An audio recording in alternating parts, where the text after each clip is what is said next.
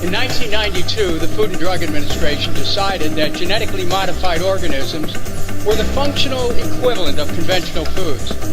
They arrived at this decision without testing GMOs for allergenicity, toxicity, antibiotic resistance, and functional characteristics.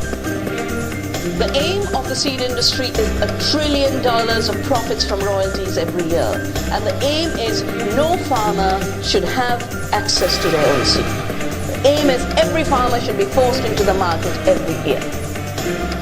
All across our country, our people are becoming more and more conscious about the foods that they are eating and the foods that they are serving to their kids. And this is certainly true for genetically engineered foods. Americans have a right to know if their food is genetically engineered. Hello and welcome to Mad Science, the Genetic Crossroad. I am your host, Anna Kavanaugh, and I want to thank you for joining me for the broadcast tonight. Beyond conspiracy. Boy, there are numerous theories passed around out there about the allegedly sinister objectives of the corporate biotech machine, so much so that it's difficult to know what to really believe. Are there wealthy organizations using biotechnology for a more sinister agenda? Is the public being manipulated and kept from the truth? Some activists and conspiracy theorists are making frightening claims, but we must go beyond the conspiracy theory to find out what's really going on. The biotech industry and their GMOs have undergone so much scrutiny over the years and have been the subject of several conspiracy theories. Theories claiming there is much more going on behind the scenes than any of us could ever realize. There are claims that international corporations and the wealthy elite that own and run them have a deeper agenda that includes population control, domination of the global food supply, direct manipulation of the weather, establishing a one-world government, implementing black operations, and the intentional derailing of natural human evolution. But how much of this is mere propaganda for the sake of stirring up fear and excitement, or to funnel support and money toward extremist activist groups? In this day and age, word travels so quickly, and so certain claims made by a very small handful of people can propagate instantaneously throughout the World Wide Web. But at the same time, how much of the bits and pieces floating around actually do have basis in truth? And if they are true, what are the implications of these things? This is the disturbing subject we'll be talking about tonight, and how exactly real it may be. How much are we being influenced without our knowledge? What changes may be coming, and how soon will they arrive? What has been going on already, right underneath our noses? Do the conspiracy theories surrounding the food industry, and specifically those associated with GMOs, hold water? Let's begin with something called the Codex Alimentarius. Now, it may sound like something out of a movie involving secret societies, but the Codex Alimentarius is a very real thing that has been around for quite a while. It's basically managed by the Food and Agriculture Organization, which is an arm of the United Nations, and is an international set of standards, guidelines, and recommendations that relate to food production and safety. This seems harmless enough, but because these standards have such a far-reaching influence on food trading worldwide, it is fraught with opportunities for corruption. Because of this, Codex Alimentarius has been viewed suspiciously as a tool for big business to price-fix markets around the world. They say that the UN gives special priority and privilege to large companies as they operate internationally. Now, although these claims have been downplayed by the UN, it is actually known beyond a doubt that the Codex Alimentarius Commission is heavily influenced by these powerful industries, which includes food, biotech, and pharmaceuticals. There are several documented cases where smaller countries with less voting power are forced to concede to the wishes of powerhouse countries such as the US and Great Britain, who have their own agenda. On the world stage, this has involved using the Codex to approve many GM foods, chemical food additives, pesticide residues, synthetic hormones, and other unhealthy food components. Now, it's through the application of Codex international policies that large corporations with considerable clout are able to access the resources around the world that would normally not be available to them. They use this to set up agricultural systems that force small farmers to become dependent on them. Since the economies of many smaller countries are based on the production from these farmers, entire countries fall victim to this cycle of dependence as well, all under the guise of agribusiness companies wanting to help. And one example of this was the devastating 2010 earthquake in Haiti. Chemical agribusiness giant Monsanto used the misfortune and devastation to this country as an opportunity to donate several tons of their GM seeds, chemical fertilizers, and pesticides to farmers. Monsanto is internationally known for aggressively pushing its GMO seeds and requiring farmers to sign technology agreements for farming seeds.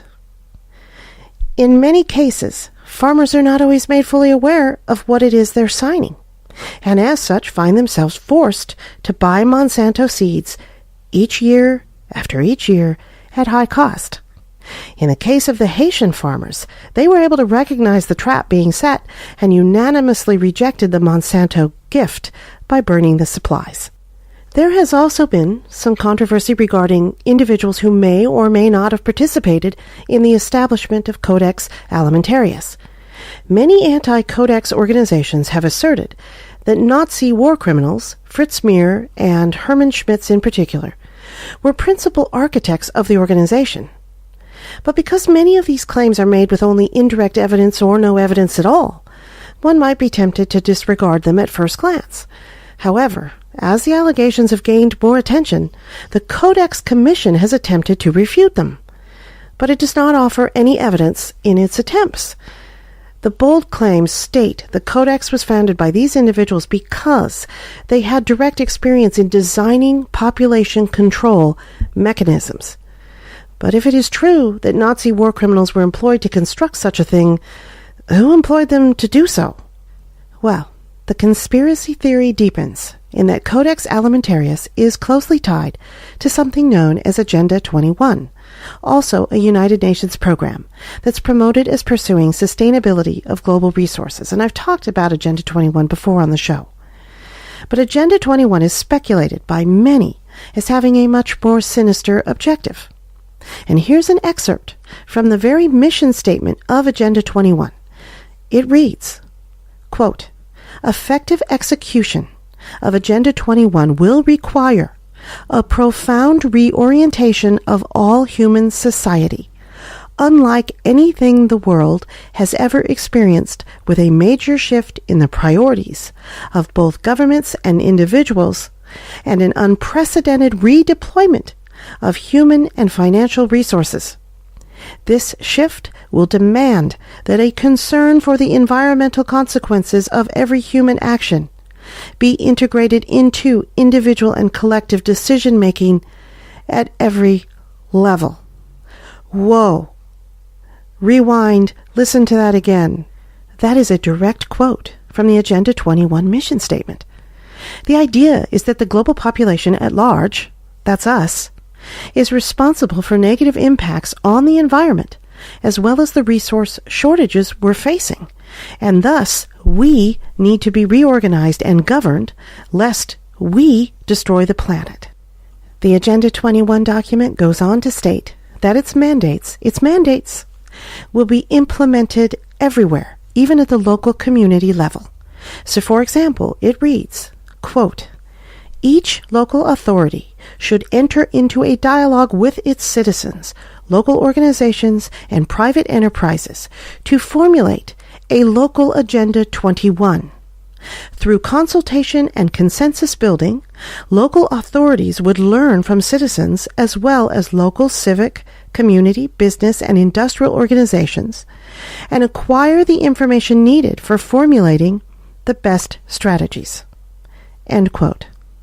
What this says is that by studying and gaining information at the local level, those managing the Agenda 21 policies will decide for the rest of us on how best to proceed. Just think about that. Think about the implications of that. On the surface, it sounds like a necessary plan to organize, prioritize, and share global resources. But closer investigation, reading between the lines, it appears to be much, much more. Assumptions are made that the general population is to blame for the looming shortage crisis we are about to face. However, statistics show that in fact the smallest percent of the global population, made up of the most wealthy nations, companies and individuals, are actually responsible for the most energy usage and having the greatest negative impacts on the environment. Yet this same group is the most active and interested in establishing the mandates spelled out in Agenda 21, where the general population at large, again, that's us, is held accountable and not themselves. Agenda 21 reads like a business plan where the majority is viewed as a wasteful liability that must be contained, controlled, and handled. And that, my friends, is indeed frightening. The conspiracy theorists claim that a large part in carrying out the mandates of Agenda 21 involves the forced implementation of genetically modified crops on a large scale. As unbelievable as it sounds, there is truth to these claims. Agenda 21 does strongly advocate the use of biotechnology as an integral and necessary part of its objectives. This is spelled out in the actual document, where more than an entire chapter is devoted to the subject. The United Nations views biotechnology as a means to achieving sustainability in the agricultural sector and uses its influence on the global stage to push for the speedy development and implementation of it, encouraging smaller nations to adopt GM crops. In short, this is all a very real thing that is being orchestrated by the UN in conjunction with international agribusiness. But getting back to the question of who is behind all of this, well, there are conspiracy theories for that too. Codex Alimentarius and Agenda 21 both originate within the United Nations. So naturally, the next question becomes, who controls the UN? Conspiracy theorists claim the UN is a front for the development of a one-world government that will control the globe. But how far out is this? I mean, we've heard about this before. Well, the United Nations came about at the close of World War II and is known to be a direct evolution of the League of Nations, which was wholly created and funded by the Rockefeller family. In fact, the Rockefellers chose the site for the UN headquarters in New York City, providing the property and funding the construction of the United Nations building itself. Now stay with me here. The Rockefellers built their empire by monopolizing the oil industry in the early 20th century, and their wealth became so great it impacted the entire economy of the United States and beyond. The Rockefellers were strongly connected to the German Rothschild family, who built their extreme wealth through the establishment of a banking dynasty originating as far back as the 1700s. It is said that the Rothschild family was behind the formation and funding of the Nazi regime. The theory goes that these two families formed an alliance having the common objective of controlling all global resources and populations, spawning the idea of a one-world government. They are also known to support the practice of eugenics, the filtering out of those deemed to be genetically subordinate. The chilling fact is these ideologies can be verified through public statements and actions made by these families throughout the years. One of the most disturbing and poignant examples was the Holocaust, where millions were killed based on eugenic principles. But the more insidious form of eugenics can be found through biotechnology and the implementation of GM foods. So where does this come from? Well, we are told the United Nations is an international organization that aims to facilitate international cooperation through social progress, economic development, international security, and international law. They promote themselves and are outwardly promoted by others as being a reputable body that deals with peace, security, development, human rights, and humanitarian affairs. This image is consistently broadcast in the mainstream media through networks like CNN. But these networks are collectively owned by companies such as Time Warner and J.P. Morgan Chase Bank, who have direct ties to the Rockefeller family. So the United Nations image that is projected to the public is not necessarily giving the full picture.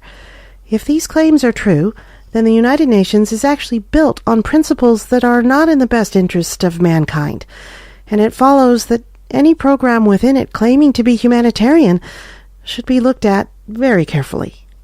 Nonetheless, it is difficult to argue against these UN programs or the current slogans and advertisements put out by the chemical biotech industry because they have been craftily worded and promoted in such a way that to disagree makes one appear as anti-technology, anti-progress, or impeding virtuous humanitarian efforts.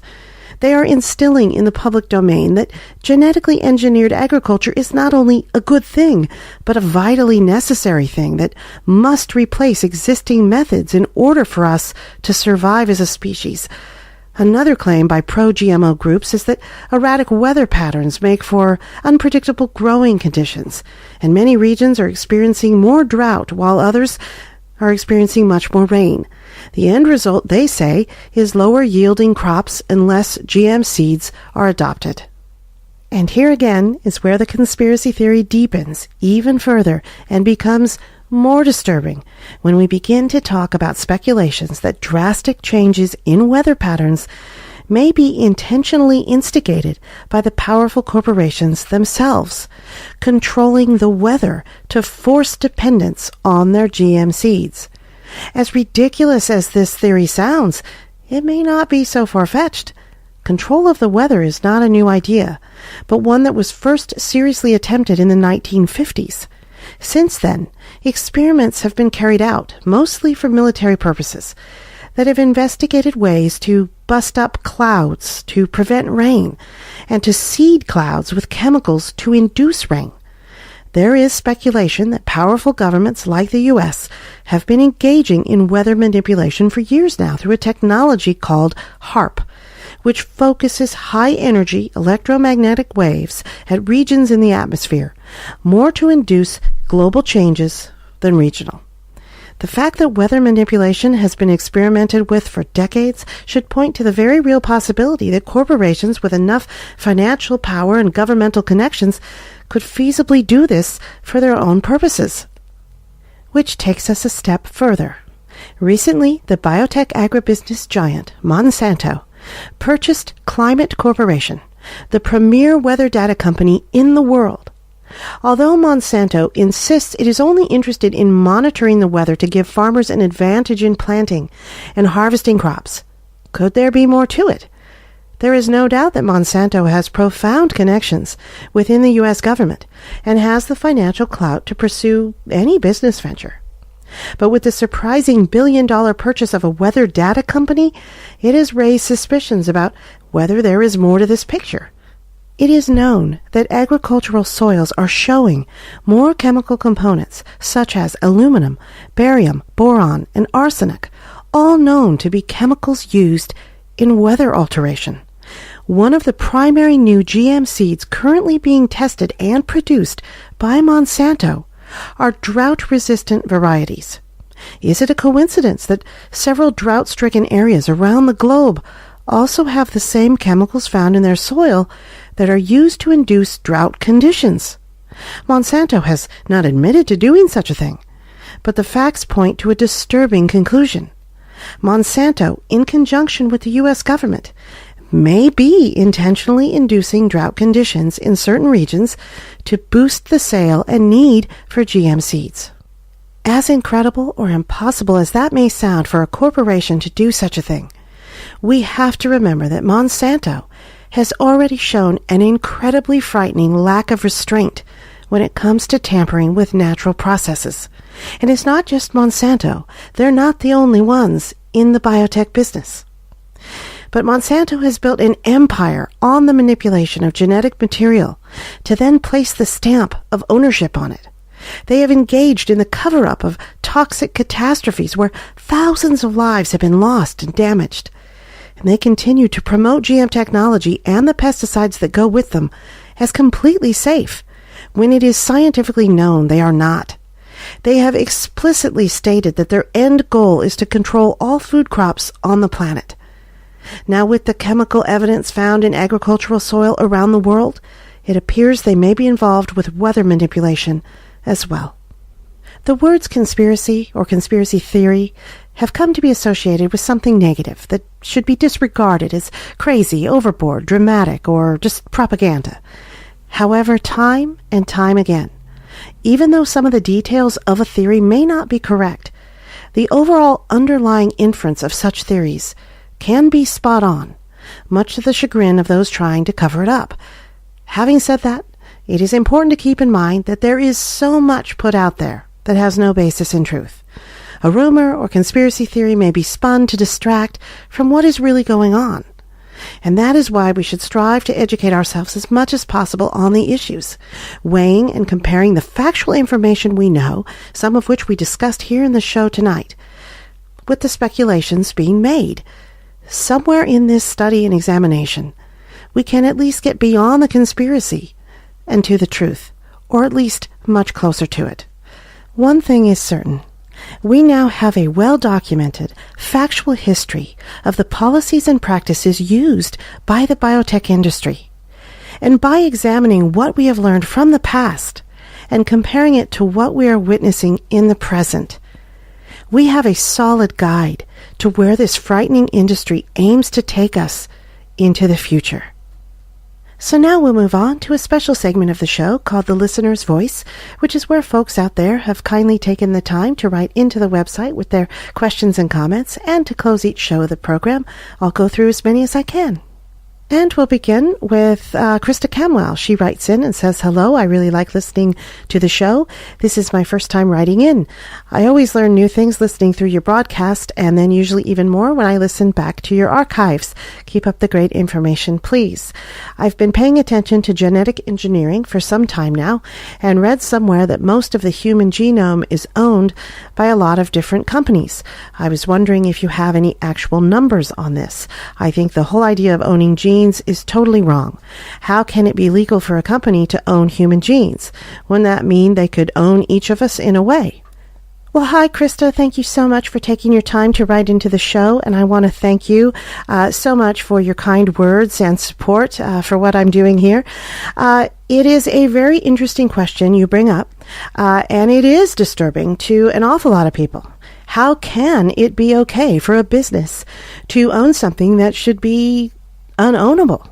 But let's look at the latest we know. Before June of last year, over 10,000 genes in the human genome were patented and owned by different companies and research labs. One of the most prominent was a company called Myriad Genetics, who owned patents on 2 genes that determined whether or not a woman would develop breast cancer. Now, this company didn't create, change, or do anything else to the genes except look at them. But if anyone wanted to have a test for breast cancer done, they had to go through this company. So needless to say, they made a whole lot of money charging insurance companies because of this monopoly. However, last year, the Supreme Court ruled that human genes could no longer be patented. They reasoned that since it was created by nature, it was off limits to patents. Now, you might be wondering how this is any different from companies like Monsanto owning patents on plant genes. Well, the difference is that Monsanto introduces foreign genes into the genome of a plant that creates a new effect. So by a slim definition, this is ownable according to U.S. patent law. And this has been the crux of so many court battles so far. But the fact that the court ruled to outlaw the patenting of human genes should be considered a huge win. But meanwhile, there is still plenty of controversy concerning the rights of biotech companies over farmers and even the rights to own plant genes, introduced or otherwise. So we'll see where that goes. Thanks so much for writing into the show. And up next, we have a question from Alana Dunn. She writes in and says, I don't know if you'll see this, but since spring is coming and I'm getting ready to plant my garden, do you have any suggestions for vegetable seeds? I've seen hybrid seeds as opposed to regular seeds, as opposed to open pollination seeds, and everything else. It seems so complicated to choose what's best these days. I just don't know enough about it all to know if hybrid is really a secret word for GMO or what I should go with. Can you help me out with this before I go planting? Thanks. Well, hi, Alana. Thanks so much for your question. Let me see if I can clarify it all a bit for you here. Yes, it is the season for gardens and fresh fruits and veggies. Here's what's available. There are heirloom seeds that have been passed down for generations, usually more than 50 years. And then there are hybrid seeds, and these are seeds generated from plants that have been crossbred. Non-hybrid or organic seeds are considered the most natural and purest form of seed anyone can find. You can save the seeds after each harvest and be assured they will grow the same every time. And the open pollinated seeds you mentioned are plants that are pollinated by insects, bees, birds, wind, and other natural ways. Of course, I'd avoid all GMO seeds when possible, which these are generally not available anyway to the individual gardener. But since the largest vegetable seed distributors are owned by Monsanto, I would really be observant to what the label says. I hope that helps. Have a great spring and summer. And up next, we have a question from AJ. AJ writes into the show and says, "Hi there, just a quick question for you. If you have time on your show, could you comment on GMO allergens? Do you happen to know if unknown allergens are made during the making of these GMO seedlings? Thank you very much." Well, hi, AJ. Thanks so much for writing into the show with your quick question, and let me try to give you the quick answer. When genes from one plant are inserted into the genome of another, allergens from the first will show up in the new plant.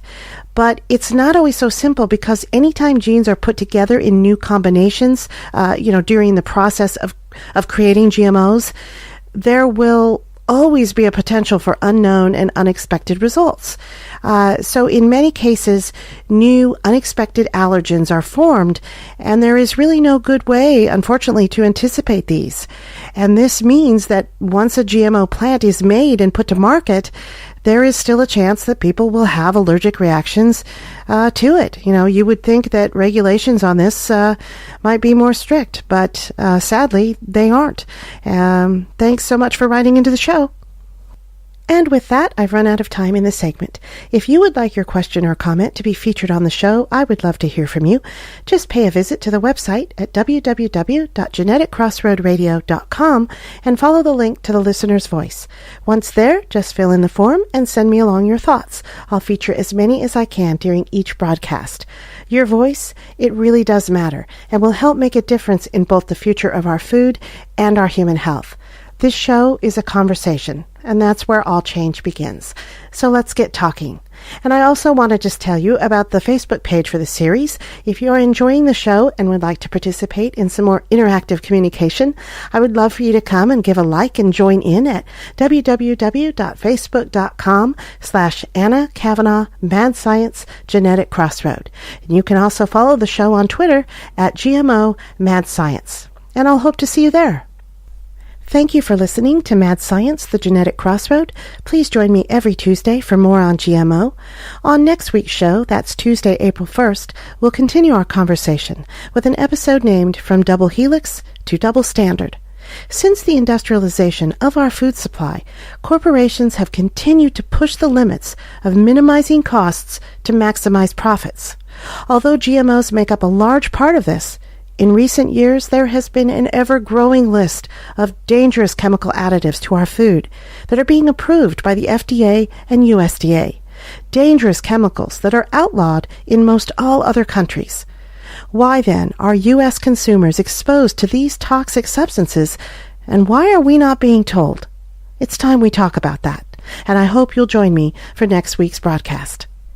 If we destroy nature, surely nature will destroy us. For while we may hold dominion over nature, we do not possess its wisdom. Until next time, be well, be healthy, and be informed.